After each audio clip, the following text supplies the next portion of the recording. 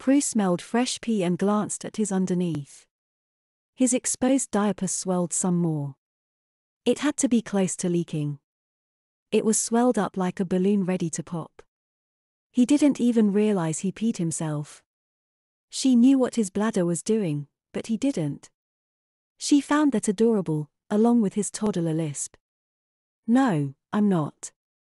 Yes, huh? Luke scrunched his pretty doll face up in tipsy agitation. I'm not lying. He wasn't lying. Why didn't she believe him? He took his parky out of his mouth.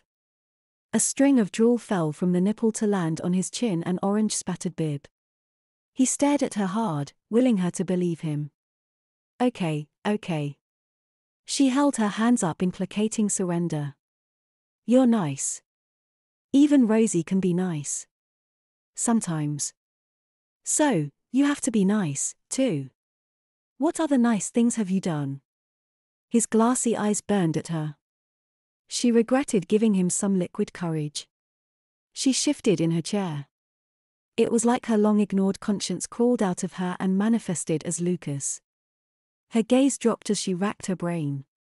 She hated thinking about the past. Living in the present was much easier and more pleasant.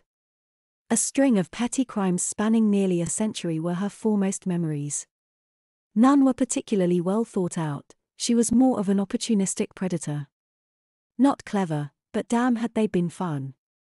As a human, she didn't get emotionally attached. She saw what that did to her mother. It made her weak and vulnerable. Life taught her early to use or get used. The rest of her memories were hazy, a string of arrests, different handcuffs through the decades. A few mugshots, but she usually escaped before she was booked or even taken to the precinct. She took advantage of her shape-shifting nature. Her routine was simple. The policeman arrested human female, released the stray, wolf-looking dog, then the policeman scratched his head wondering where the human escaped to. After that, she laid low in lichen form.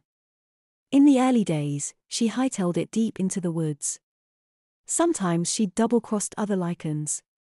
In the woods, older, bigger, badder wolves sniffed her out. They weren't happy with her shenanigans. She found herself on the receiving end of their teeth and claws. The woods were not safe. She was safer in the company of humans. It was harder for the other lichens to get to her. That became her modus operandi, to play the part of the happy family dog, a sweet stray adopted from the streets.